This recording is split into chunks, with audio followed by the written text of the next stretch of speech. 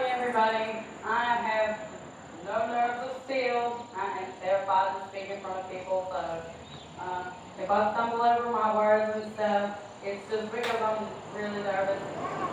I super appreciate all you guys being here.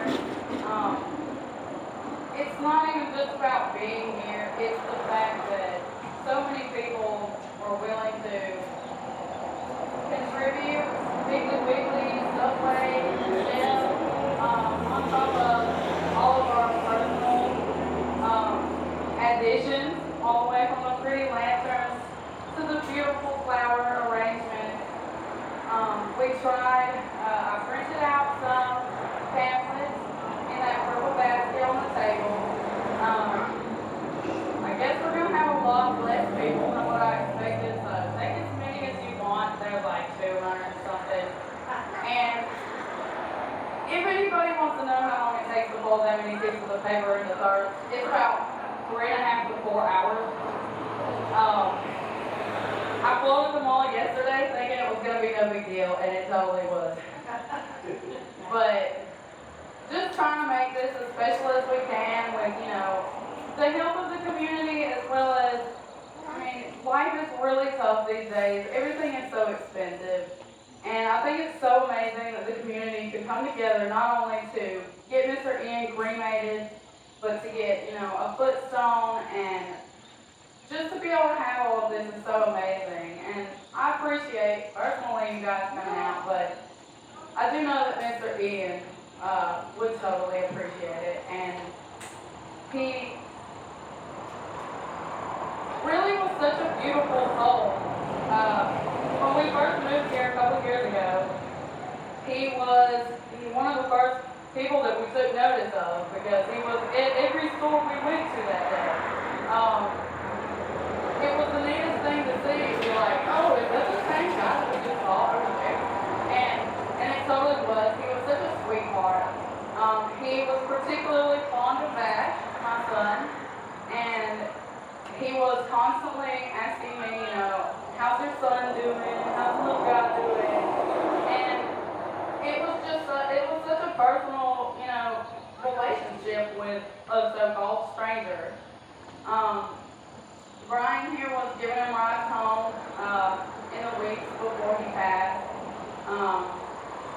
We learned that he was walking that far every day. Well, not every day, but potentially 4 miles one way. And he was just always happy to see people and interact with people. I definitely appreciate the Odenville Police Department for reaching out to me, and when they first reached out to me, I thought they were going to be like, no, you can't have that many people in the park, because we don't ever, do more than birthday parties. So, super glad that we can all just be here and have police here. It really just brings the entire community together.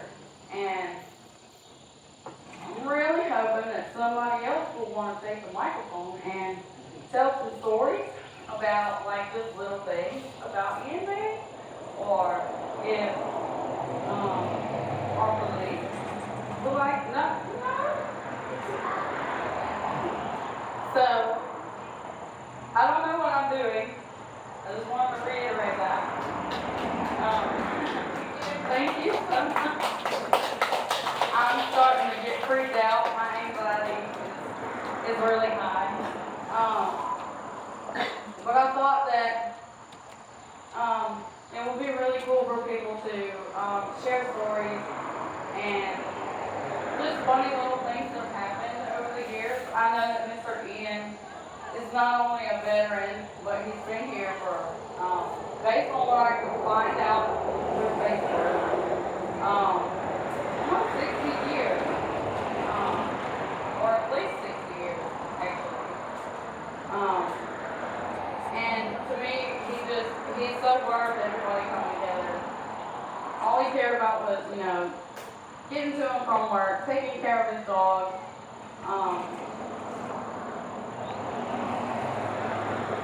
And I don't know what else to say.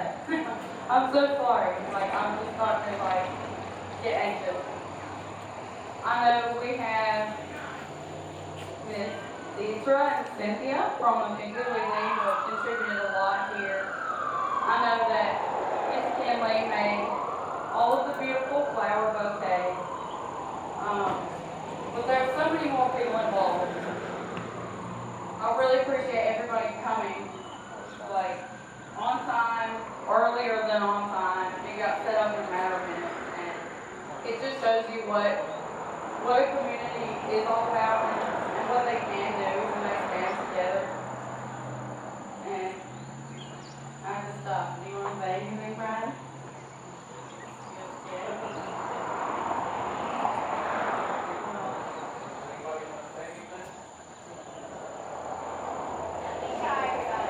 If I can do it, you can do it. Like, I'm sweating from anxiety.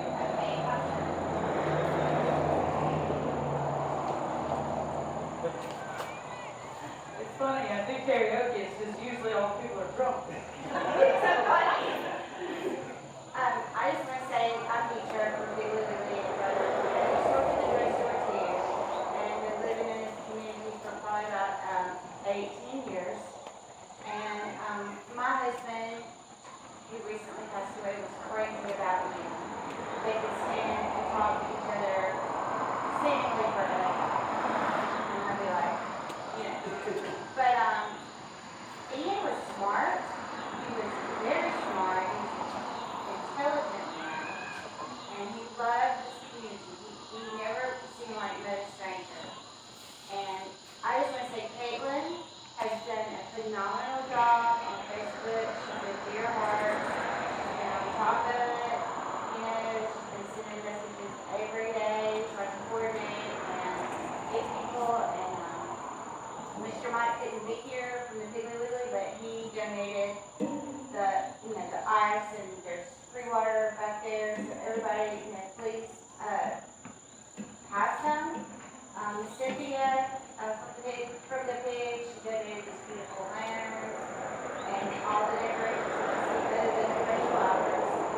But Ian was, he was not a beggar, he was a really gracious person. He didn't ask for anything. He could have begged everybody to come to hospital. Every time he saw it, he was just wrong. This community loved him, and there was many grandkids in it, and he did something to eat, but he would let me the dog before he fed himself. He would buy dog treats before he would buy food. So, that's all I gotta say. Who's next? Come on, Miss Cynthia. Be brave. We all do. Come on.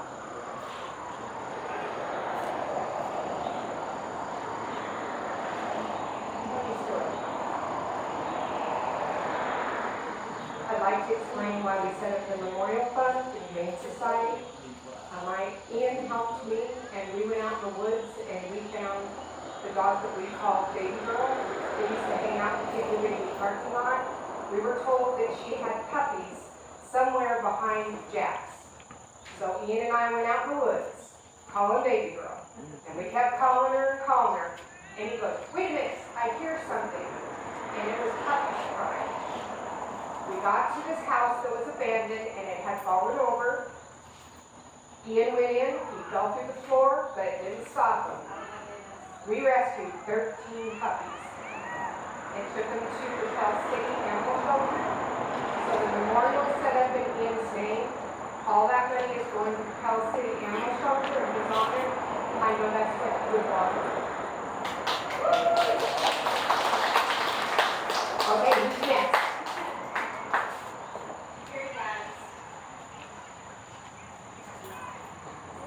First of all, I said good evening to everyone this afternoon.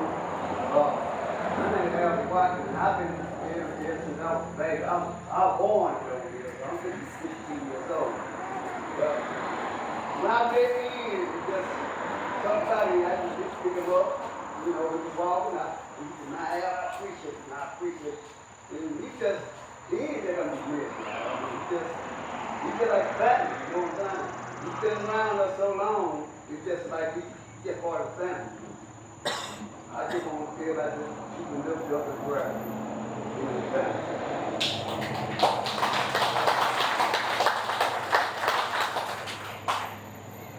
One of the things that cracked me up one time about Ian was when I went into the shell, and at the time, the guys at the shell, they would pick on Ryan and they would call him Sam. Well, Ian was never formally introduced, you know, we were just passerby, so the whole time Ian's calling Ryan Sam. And one day at the shell, he was asking me about Sam, and I was like, well, that's just the nickname they gave him, you know, that his real name is Brian. And he was actually kind of upset. He was like, he basically told me, well, why didn't you tell me what his name was? I've been calling him the wrong name the whole time. And he was genuinely upset because you could tell that he, you know, he wanted to know everybody's name and get it right. He did care about each and every person. Like, I saw so many things on Facebook that had so many sweet things to say. And honestly, the last time that I got to interact with Ian, I was up at the shell during the evening time when Brian was working late, and he just walked up to me. I could see him looking at me from across the parking lot, and I was like, oh man, I hope he knows, you know, he can ask me if he needs a ride home. And so he, of course, walked up to me, and he says, hey, I don't have a ride home. Is there any way that Brian can pick me up tonight? So I told him, you know, even though he was working late, I was like, even if Brian can't, I totally can. And he just gave me the biggest hug. It was one of the coolest things ever. I mean, I do love hugs. I don't mind hugging strangers or, you know, anybody. But to be able to get a hug from Mr. Ian was just like a super achievement. And it's just always been so awesome. He was always grateful, and it sucks that so many people like Ian, veterans, people who came from all over the place. Life is a struggle, and to know that this man lived to be 69 years old, with the help of his community, he's still getting out there working, he's still getting out there walking, and he's still taking care of other lives at home with his dog. And I'm just really so grateful that you guys came out. He was honestly a person I will never forget. And he was actually like the first person here, other than Miss Tanya, to really give me a sense of home. So I'm just so grateful that everybody's here and that people other than me did talk. Is there anybody else?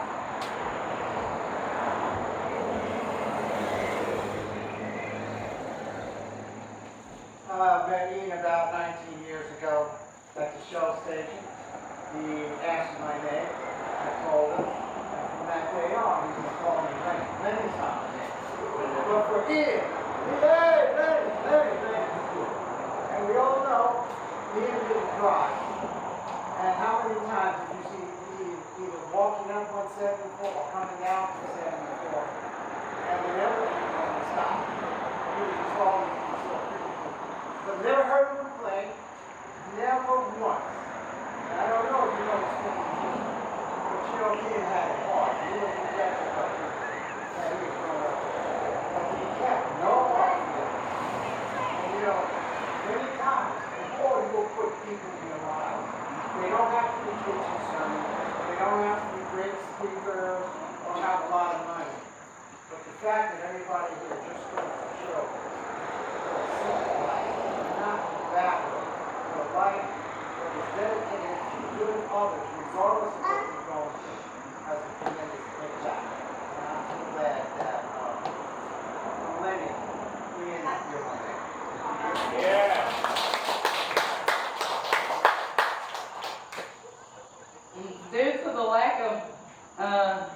compared to the number that I thought might be here.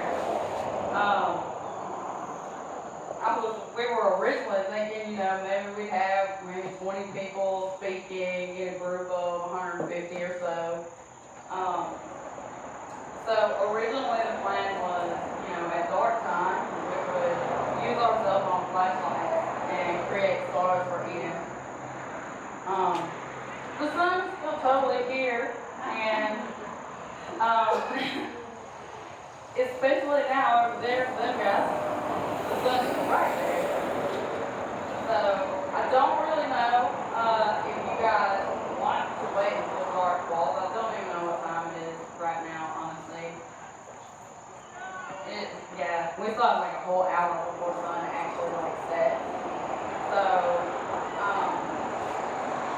definitely not trying to take away from it. I had to come up here and wing everything. If I had written anything down, it would be, I don't know, very synonymous with a child learning to read at school. I just can't do it out loud.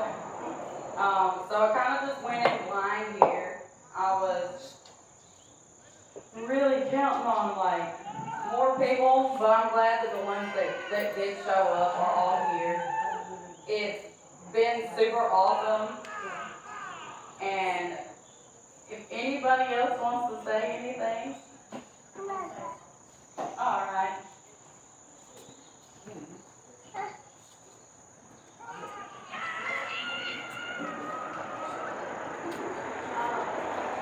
So I knew Ian, which is they used to meet him at the Shell.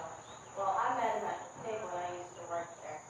He had came in and bought a bag of dog food to feed baby girls. And I had noticed her, and she would run across the road every time at night. And I was like, "What's going to get her?"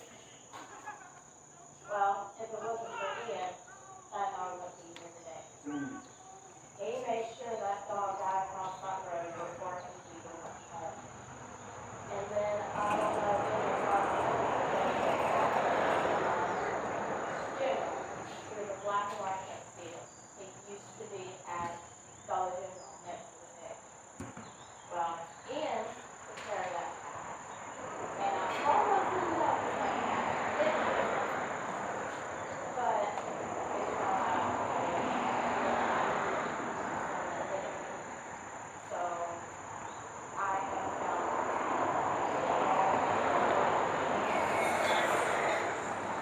in a corner where he is.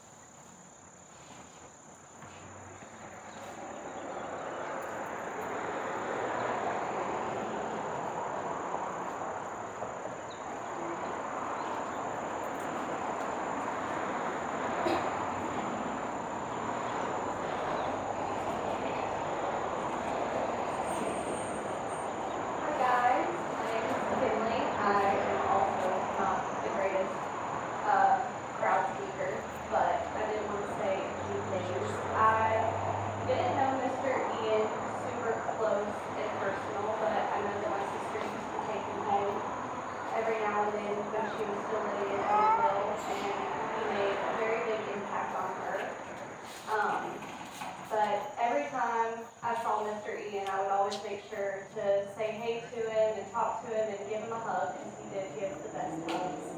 And he never knew my name, so he always called me Little Lady, and I thought it was the sweetest thing.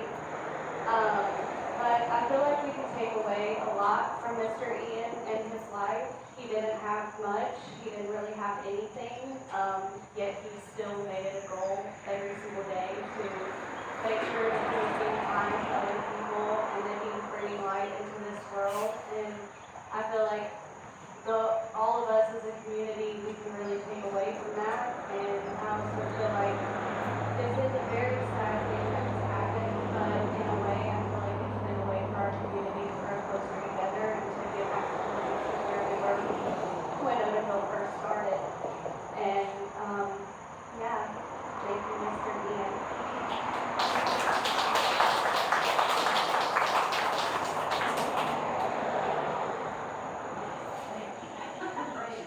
Maybe I won't be the last one.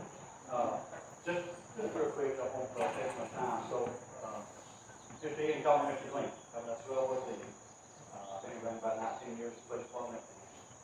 You want to talk about a great soul and a humble person. Mr. Ian was always good about it. You left your money on the gas pump and left your credit card gas pump, you took that and put it in your pocket. He wanted to easily walk away with it. He waited, he found me. And did it too.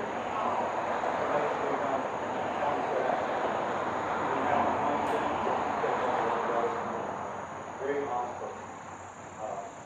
So, a couple of things that will not be. So we have to secure a place to do the interaction.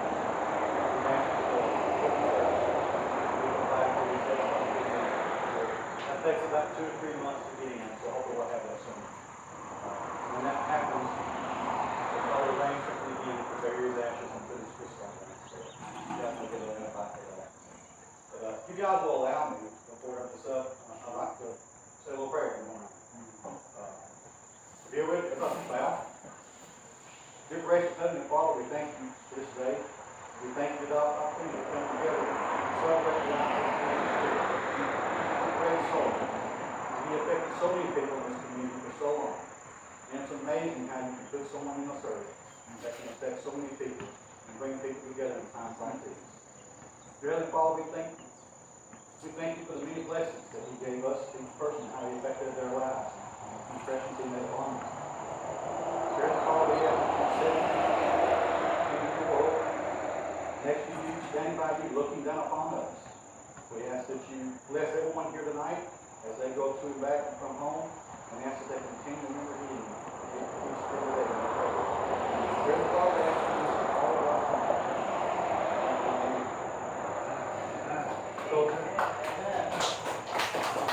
It's amazing how so many people can be affected by it.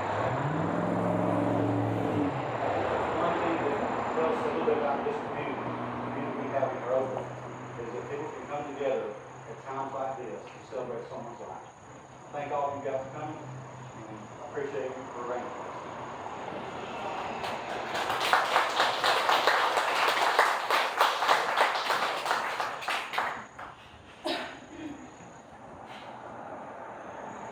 So, the last portion of this, I'm gonna sing, and I'm gonna avoid all eye contact with everybody, or else it's not gonna work.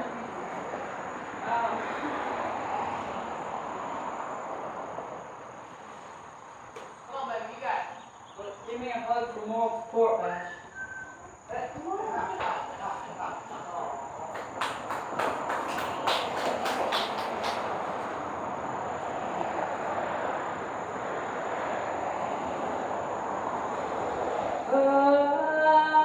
About the money that ever I had, I spent it in good company, and all the harm that ever I've done, alas, it was to none but me.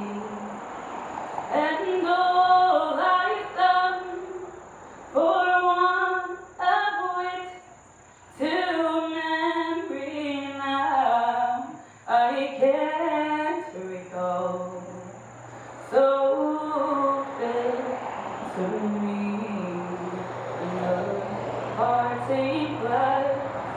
Good night and joy be with you all. Of all the comrades that ever I had, you're sorry for my going away, and all the sweethearts that ever I had, they would wish me one more day to stay. But since it falls onto my life that I should rise and you should rise, I'll gently rise and I'll softly call. Good night and joy be with you all. A man may drink and not be drunk. A man may fight and not be slain. A man may court a pretty girl and perhaps be welcome back again. But since it has so ought to be, by a time to rise and a time to fall, come, fill to me the parting glass. Good night and joy be with you all. Good night and joy be with you all.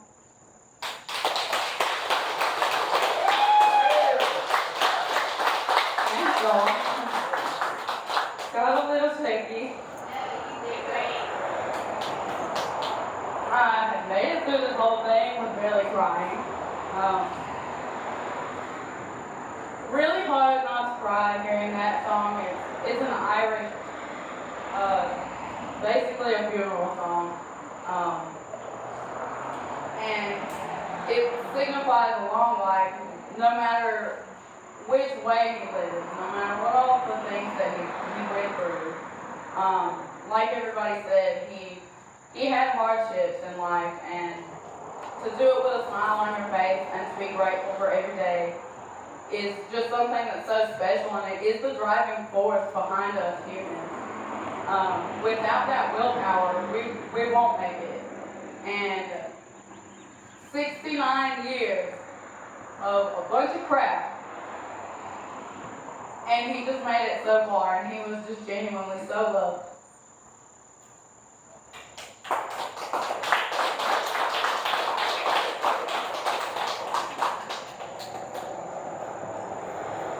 I guess I'm done because I'm going to start crying.